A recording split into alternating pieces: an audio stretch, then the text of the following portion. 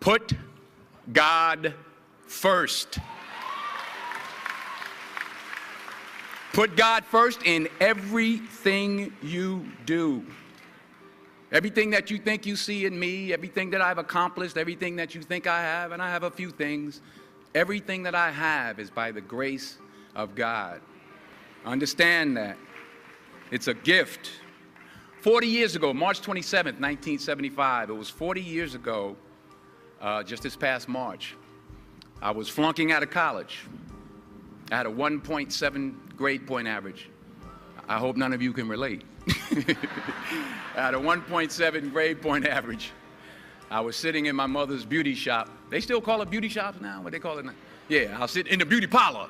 I was sitting in my mother's beauty parlor, and I'm looking in the mirror, and I see behind me this woman under the dryer.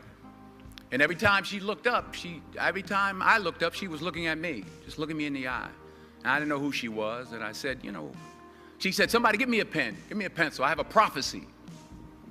March 27, 1975, she said, boy, you are gonna travel the world and speak to millions of people. Now mind you, I was flunked out of college. I'm thinking about joining the army. I didn't know what I was gonna do, and she's telling me I'm gonna travel the world and speak to millions of people. Well, I have traveled the world, and I have spoke to millions of people.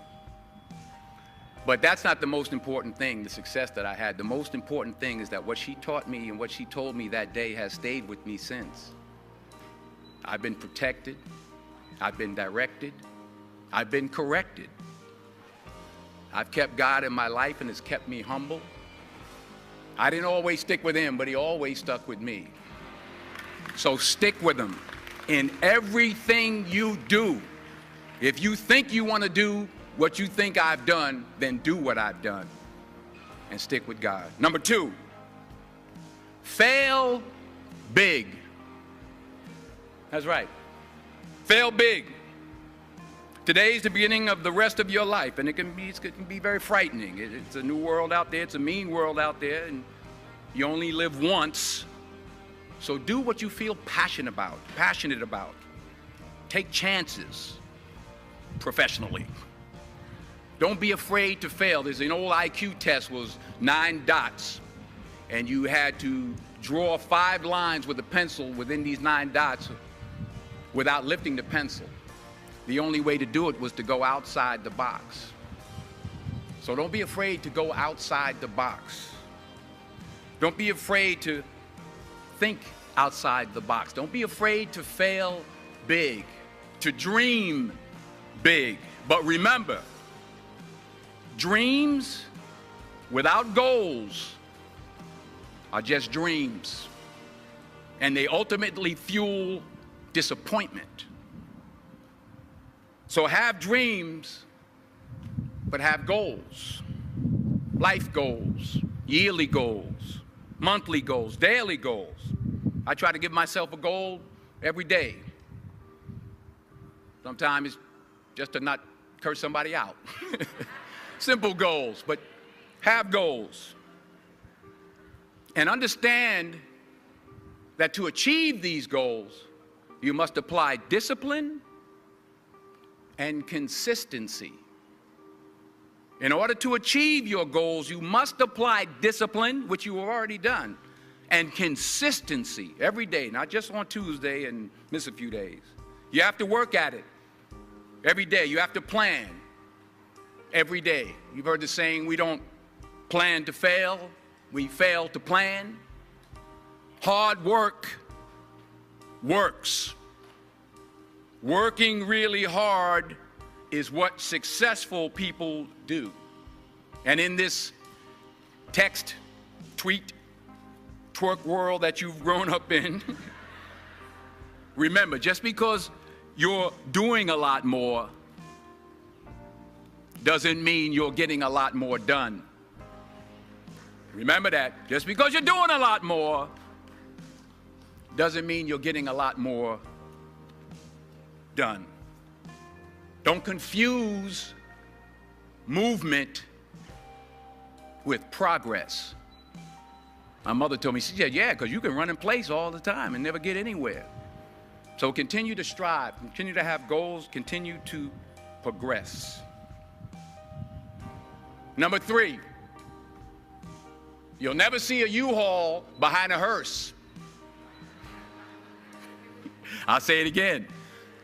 You'll never see a U-Haul behind a hearse. I don't care how much money you make, you can't take it with you. The Egyptians tried it. They got robbed. That's all they got. You can't take it with you. And it's not how much you have. It's what you do with what you have. We all have different talents. Some of you will be doctors, some lawyers, some scientists, some educators, some nurses, some teachers. Yeah, okay. Some preachers. The most selfish thing you can do in this world is help someone else. Why is it selfish? Because the gratification, the goodness that comes to you, the good feeling that I get from helping others, nothing's better than that. Well, one or two things, but nothing's better than that. Not jewelry, not big house I have, not the cars, but it's the joy. That's where the joy is, in helping others. That's where the success is, in helping others. Finally, I pray that you put your slippers way under the bed tonight, so that when you wake up in the morning, you have to get on your knees to reach them. And while you're down there, say thank you for grace. Thank you for mercy. Thank you for understanding. Thank you for wisdom. Thank you for parents. Thank you for love. Thank you for kindness. Thank you for humility. Thank you for peace. Thank you for prosperity. Say thank you in advance for what's already yours. It's how I live my life. That's why I am, one of the reasons why I am today. Say thank you in advance for what is already yours. True desire in the heart for anything good is God's proof to you, sent beforehand to indicate that it's yours already. I'll say it again.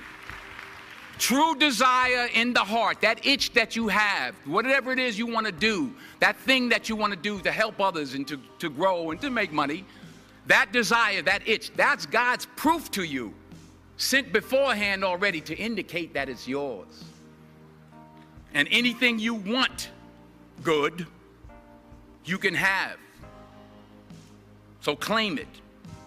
Work hard to get it. When you get it, reach back.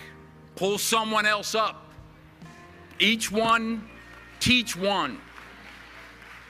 Don't just aspire to make a living. Aspire to make a difference. So I had to be here. I had to come. Even though I was afraid I might make a fool of myself. In fact, if you really want to know the truth, I had to come exactly because I might make a fool of myself. Now, what am I talking about? Here it is. I found that nothing in life is worthwhile unless you take risks. Nothing. Nelson Mandela said, "There is no passion to be found playing small and settling for a life that's less than the one you're capable of living." Now, I'm sure in your experiences in school and applying to college and picking your major and deciding what you want to do with life, I'm sure people have told you to make sure you have something to fall back on. Make sure you got something to fall back on, honey.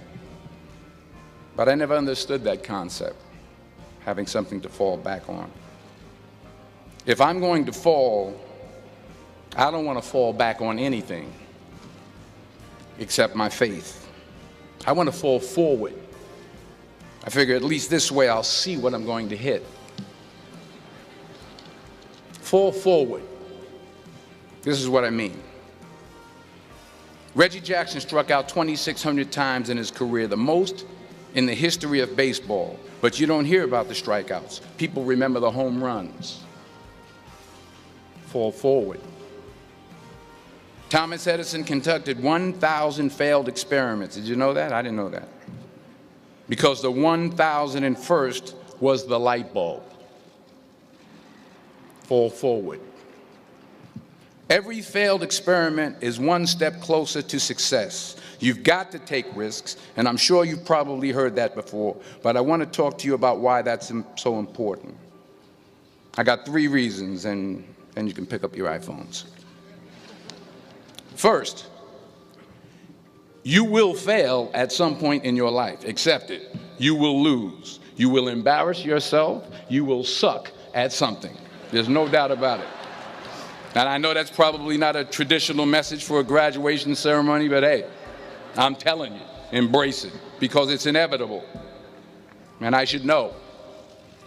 In the acting business, you fail all the time. Early on in my career, I auditioned for a part in a Broadway musical. Perfect role for me, I thought, except for the fact that I can't sing. So I'm in the wings, I'm about to go on stage, but the guy in front of me, he's singing like Pavarotti. He's just, and he's just going on and on and on, and I'm just shrinking. I'm getting smaller and smaller. So they say, oh, thank you very much, and you'll be hearing from us. So I come out with my little sheet music, and it was Just My Imagination by the Temptations. That's what I came up with. So I hand it to the accompanist, and she looks at it and looks at me and looks out at the director and was like, all right. So I start, you know, I'm going to sing. I'm like, it's just my imagination once again, and then coming away with me. And then I'm not saying anything, so I'm thinking I'm getting better. So I could start getting into it. It was just my imagination. Running. This, thank you very much, Mr. Washington. Thank you. So I assumed I didn't get the job. But the next part of the audition, he called me back. The next part of the audition is the acting part of the audition. Now I'm like, hey, okay, maybe I can't sing, but I know I can act.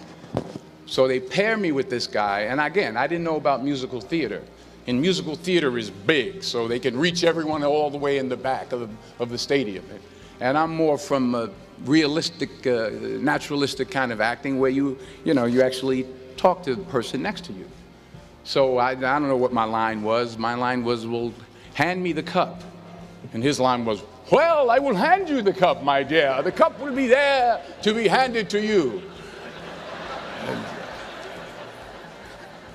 I said, oh, okay. Well, should I give you the cup back? Oh, yes, you should give it back to me, because you know that is my cup and it should be given back to me. I didn't get the job. But here's the thing. I didn't quit. I didn't fall back.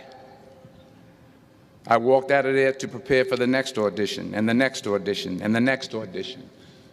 I prayed. I prayed, and I prayed. But I continued to fail, and fail, and fail. But it didn't matter, because you know what? There's an old saying, you hang around the barbershop long enough, sooner or later you're going to get a haircut. So you will catch a break, and I did catch a break. Last year, I did a play called Fences on Broadway. Someone talked about it. Won the Tony Award. And I didn't have to sing, by the way. But here's the kicker. It was at the Court Theater. It was at the same theater that I failed that first audition 30 years prior. The point is, and I'll pick up the pace, the point is every graduate here today has the training and the talent to succeed. But do you have the guts to fail? Here's my second point about failure. If you don't fail, you're not even trying. I'll say it again. If you don't fail, you're not even trying. My wife told me this great expression. To get something you never had, you have to do something you never did. Les Brown's a motivational speaker. He made an analogy about this. He says, imagine you're on your deathbed, and standing around your deathbed are the ghosts representing your unfulfilled potential. The ghost of the ideas you never acted on. The ghost of the talents you didn't use. And they're standing around your bed, angry, disappointed, and upset. They say, we came to you because you could have brought us to life, they say. And now we have to go to the grave together. So I ask you today, how many ghosts are going to be around your bed when your time comes? You've invested a lot in your education, and people have invested in you. And let me tell you, the world needs your talents, man, does it ever. I just got back from Africa like 2 days ago, so if I'm rambling on, it's because I'm jet lagged. I just got back from South Africa. It's a beautiful country, but there are places there with terrible poverty that need help.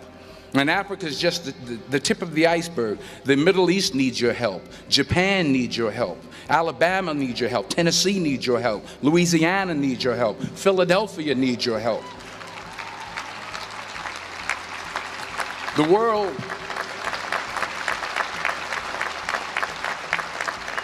The world needs a lot, and we need it from you. We really do. We need it from you young people. I mean, I'm not speaking for the rest of us up here, but I know I'm getting a little grayer. We need it from you, the young people, because remember this. So you got to get out there. You got to give it everything you got, whether it's your time, your talent, your prayers, or your treasures. Because remember this. You will never see a U-Haul behind a hearse.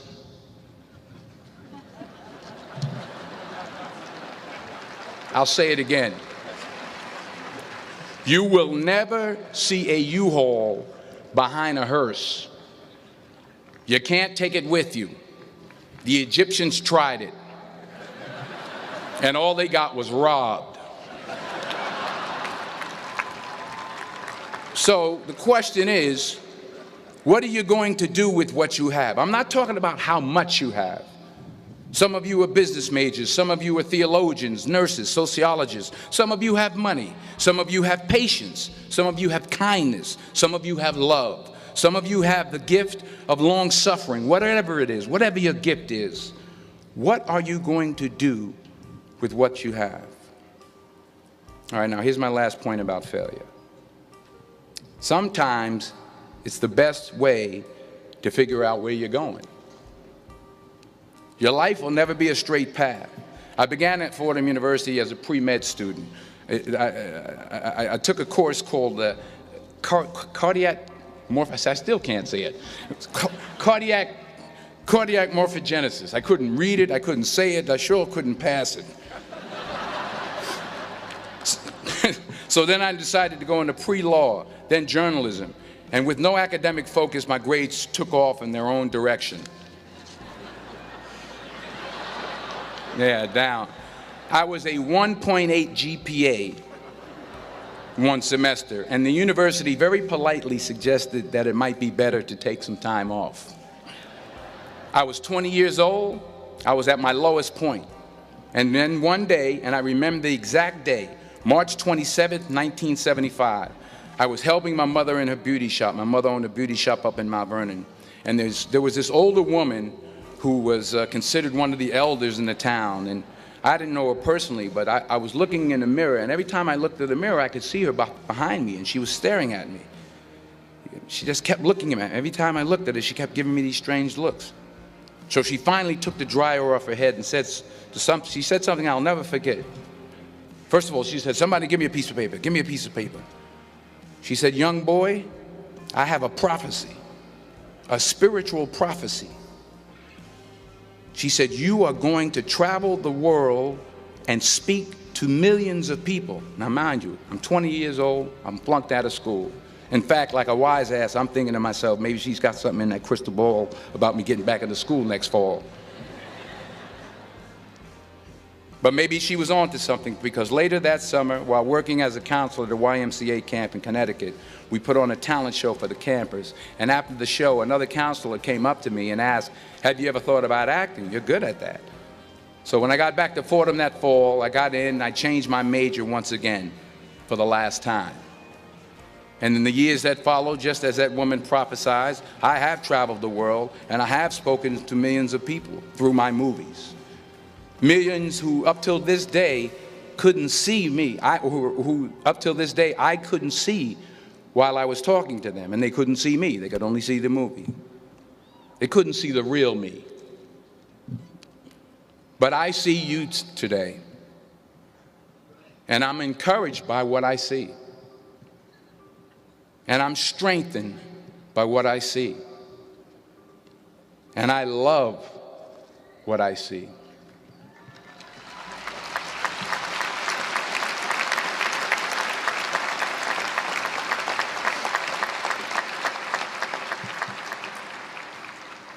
One more page, and I'll shut up. Let me conclude with this one final point, and actually the president kind of brought it up. It has to do with the movie Philadelphia. She stole my material. Many years ago, I did this movie called Philadelphia. We filmed some of the scenes right here on campus. Philadelphia came out in 1993. Most of you were probably still in diapers. Some of the professors, too. But that cracked me up. But it was a good movie. Rent it on, what do you call it, Netflix. It's a good movie. Rent it. I get 23 cents every time you rent it. Please, rent it. True. Parents up there, rent it. Netflix, please.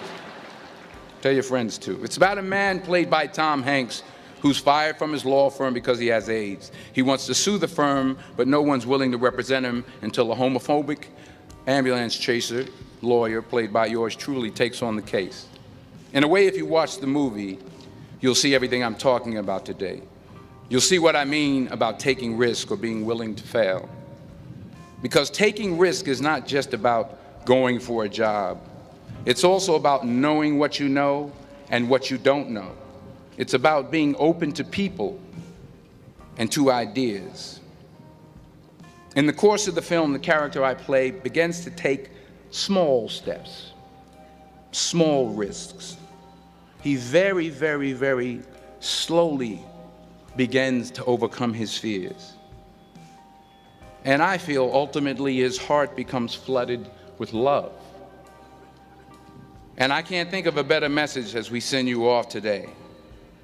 To not only take risks, but to be open to life, to accept new views, and to be open to new opinions, to be willing to speak at a commencement at one of the best universities in the country, even though you're scared stiff. While it may be frightening, it will also be rewarding. Because the chances you take, the people you meet, the people you love, the faith that you have, that's what's going to define you. So members of the class of 2011, this is your mission. When you leave the friendly confines of Philly, never be discouraged, never hold back, give everything you got. And when you fall throughout life, and remember this, fall forward.